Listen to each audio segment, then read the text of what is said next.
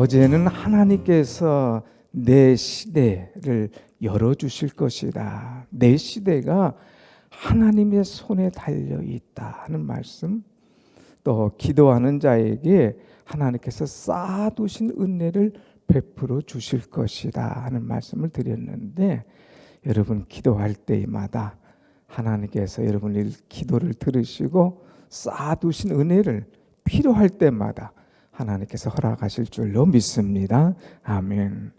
그런데 기도하는 자들이 놓쳐서는 안 될 것이 하나가 있어요. 그것이 뭐냐? 내가 기도하는 사람이지만 생각지도 못한 죄가 내게 달려왔을 때에, 아니 내가 죄를 이제 지었을 때에 그것을 빨리빨리 털어버려야 된다고 하는 거예요. 이것을 털어버리지 못하고 내가 가지고 있으면 나만이 아는 것 같지만 내가 견딜 수가 없는 거예요. 오늘 본문의 말씀 보면 다윗이 이제 밧세바를 범했지 않습니까? 아무도 몰라요.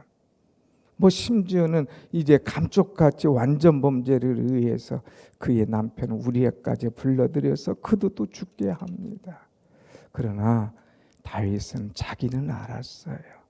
양심을 속일 수는 없었습니다. 그래서 이것 때문에 막 어쩔 줄 몰라 하는 거예요. 그것을 놓고 이제 그가 고민하는 그런 모습을 우리에게 보여주고 있습니다. 3절 말씀 한번 보겠습니다. 3절 다 같이 시작. 내가 입을 열지 아니할 때에 종일 신음함으로 내 뼈가 쇠하였도다. 이제 자기의 과거, 아픈 상처, 그것을 그대로 가지고 있었을 때에 내 심령이 어땠느냐? 내가 입을 열지 아니할 때에 종일토록 신음함으로, 입을 열지 않을 때에 신음했다 그랬어요. 더 나아가서 내 뼈가 쇠하였다. 뼈가 녹는 것 같은 그런 고통이 있었다고 하는 거예요. 여기 내가 내 입을 열지 아니할 때에 표현하지만 과거 성경은 내가 토설지 아니할 때에 이렇게 표현했어요. 토설한다는 것은 뭐냐? 우리가 뭘 잘못 먹으면 막 오버이트를 하잖아요. 막 토해내지 않습니까? 내 속에 있는 죄악, 이제 하나님과 나만이 알고 있는 죄, 내가 확 토해내지 않고 가만히 있으니까 내가 견딜 수가 없다 이거예요. 내 뼈가 막 녹아내리는 것 같은 과거의 아픔이 있었더라 이거예요. 그러니까 이제 우리가 늘 기도할 때에 자유하면서 기도해야지, 혹시라도 하나님과 나만이 아는 이런 죄악 덩어리가 있다면 이거 쏟아내야 된다는 거예요. 이것이 중요한 거예요. 막혀 있는데 아무리 먹어봐야 내려가지 않고 답답한 거예요. 토해내라 이거예요. 두 번째, 내가 토해내지 않고 기도할 때 어떤 일이 있었느냐? 4절 말씀 봅시다. 4절 시작.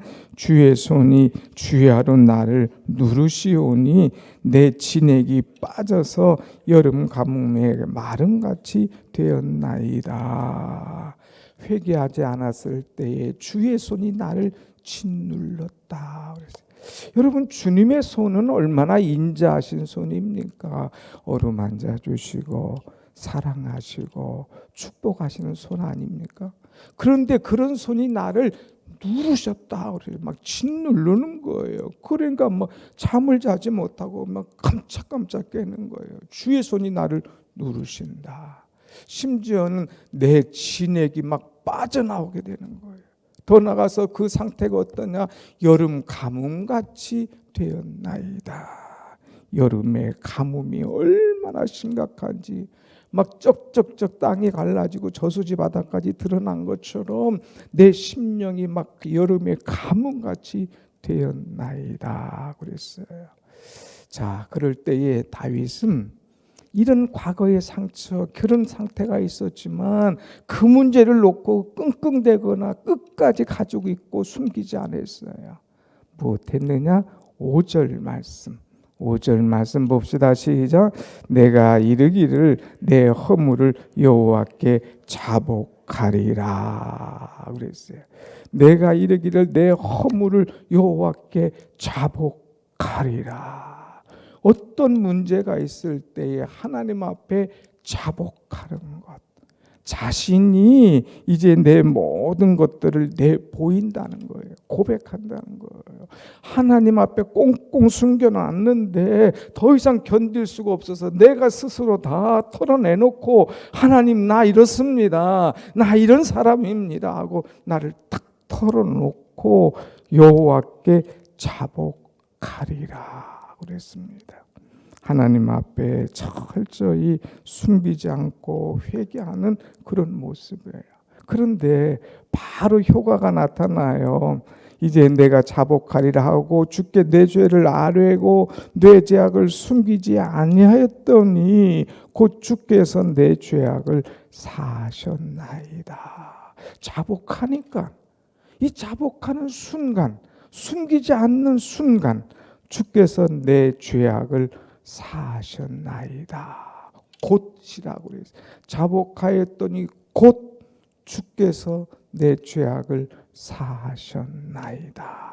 사랑하는 여러분, 주홍같이 붉은 죄라도 이제 우리가 하나님 앞에 자복할 때에 사해 주시고 깨끗게 해주시고 희게 해주신 은혜가 우리에게 반드시 임하는 줄로 믿습니다.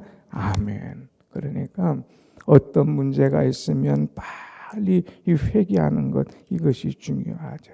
두 번째, 어떤 문제가 있고 죄악이 있으면 6절 말씀 기도해야 된다는 거예요. 기도. 6절 봅시다. 시작. 이로 말미암아 모든 경건한 자는 주를 만날 기회를 얻어서 주께 기도할지라. 아멘.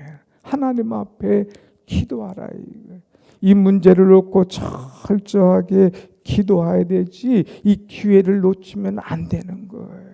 그래서 내 인생에 어떤 문제가 오고 내 건강에 어떤 문제가 오고 내 심령이 메마르고 내가 어떤 큰 심각한 문제가 있을 때는 하나님 앞에 기도해야 된다는 거예요. 기도가 답인 줄로 믿습니다. 아멘. 기도가 답인 거예요. 기도해야 내 영이 살아나고 기도해야 내 육체가 회복되고 기도해야 내 가정이 온전하게 하나님께서 열어주시는 은혜의 길을 간다고 하는 거예요. 그래서 기도할지라 그랬어요. 기도하면 어떤 일이 일어났느냐, 진실로 홍수가 범람할지라도 그에게 미치지 못하리로다. 이 표현을 보세요. 홍수 여러분 알잖아요. 홍수. 작년에 얼마나 비가 왔습니까? 우리 동네만 하더라도 막 비가 어마어마하게 쓰러져 내려오니까 그게 엄청나잖아요. 홍수 한번 밀어닥치면 벽뚝 이제 뭐 이 삐뚝이나 제방이나 이런 거 한번 툭 치고 내려갔다면 그 물이 막 사방을 덮어버리잖아요. 홍수 무서운 거예요. 그래서 심지어는 불탄 자리는 남아도 홍수가 지나간 자리는 남지 않는다고 그러잖아요. 싹 쓸고 가는 거예요. 그런데 기도하지 않는 자에게는 홍수가 범람하여 목 쓸어가지만 기도하는 자에게는 홍수가 범람할지라도 하나님께서 그를 지켜주신다고 하는 거예요. 홍수가 범람할지라도 그에게는 영향을 미치지 못할 것이다 하는 거예요. 다시 말하면 기도하는 자는 하나님께서 책임지시고 살려주신다고 하는 거죠. 그래서 앞에서는 자복하는 자에게는 하나님께서 곧 그에게 구원의 은혜를 주시고 이제 기도하는 자에게는 홍수가 범람할지라도 그에게 미치지 않도록 하나님께서 책임져 주실 것이다 하는 거예요. 왜? 7절 말씀 보세요. 7절 기도하는 자에게 어떤 은혜를 또 주시느냐. 7절 주는 나의 은신처이오니 환난에서 나를 보호하시고 구원에서 나를 두루시리이다. 하나님이 나의 은신처다. 이거 은신처. 이제 하나님 앞에 어렵고 힘들 때 피하는 거예요. 다른 데는 다 막혀 있어요. 피할 때 하나님밖에 없는 거예요. 그래서 하나님께 탁 피할 때에 자복하고 기도하고 나아갈 때에 하나님께서 나를 탁 이렇게 숨겨주시는 거예요. 또 환난에서 나를 보호해 주신다고 그랬어요. 더 나가서 구원의 노래로 나를 두르시리로다. 두른다는 것은 마치 산이 마을을 탁 둘러 있는 것처럼 나를 둘러가지고 더 이상 어떤 죄악이, 더 이상 어떤 심판이, 더 이상 어떤 세상 물결이 들어오지 못하도록 탁 둘러서 나를 보호하신다는 거예요. 얼마나 감사합니다. 기도하는 자에게 이런 은혜를 베풀어 주신다고 하는 것. 심지어는요 8절 말씀 보겠습니다. 8절 시작. 내가 내 갈 길을 가르쳐 보이고 너를 주목하여 훈계하리로다. 기도하는 사람에게 갈 길을 가르쳐 보여주신다는 거예요. 가르쳐 주신대요.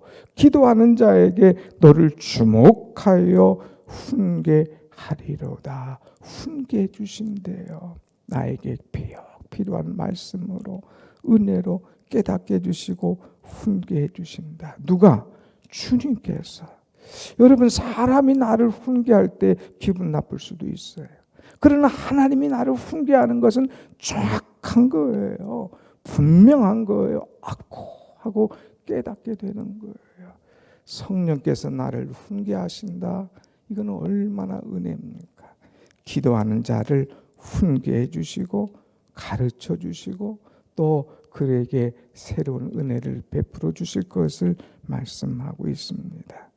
그러나 기도하지 않는 사람은 어떤 사람이냐?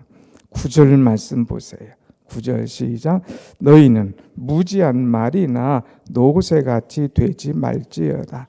그것들은 재갈과 굴레로 단속하지 아니하면 너희에게 가까이 하지 아니하리로다. 여기 보세요. 분명히 어떤 문제가 있어요. 죄악이 있어요. 그런데 회개하고 기도하는 사람에게 은혜를 베풀어 주지만 무지한 말이나 노새같이 되지 마라 이거예요. 이건 누가 그냥 묶어 놓지 않으면 그냥 제멋대로 다니는 거예요. 그냥 자기 마음대로 힘쓰고 누가 단속하지 않으면 어떨 수가 없는 거예요. 그래서 그것들을 뭘로 단속합니까? 재갈과 굴레로 단속하지 아니하면 제멋대로 사는 이런 사람들. 더 이상 재갈을 꽉 묶어놔요. 굴레를 딱 세워가지고 아무데나 다니지 못하게 하는 거예요. 이건 뭐예요? 하나님의 막대기와 심판이 있을 것이다 이거예요. 그런 악인들은 많은 슬픔을 당하게 될 것이다 이거예요. 그런데 10절 말씀 한번 같이 봅시다. 시작. 악인에게는 많은 슬픔이 있으나 여호와를 신뢰하는 자에게는 인자하심이 두루리로다. 아멘. 하나님을 신뢰하라 이거예요. 자복하고 기도하고 하나님을 신뢰하라. 하나님을 신뢰하는 사람에게는 인자하심이 두르실 것이다 그랬어요. 하나님을 신뢰하지 않는 악인에게는 슬픔이 있지만 하나님을 신뢰할 때는 인자하심이 둘러줄 것이다. 이 인자하심이 뭐예요? 헤세드, 인애하신, 인자하시고 사랑이 많으신 하나님의 은혜가 임할 것이다 하는 거예요. 그래서 오늘 찬송 인내하신 구세주여 내가 비오니 그랬어요. 인애하신, 인자하신, 헤세드에 사랑하신 이 사랑을 가지고 계신 하나님 앞에 내가 나가서 기도한다는 거예요. 주여 주여 내가 비오니 죄인 오라 하실 때에 나를 불러주소서.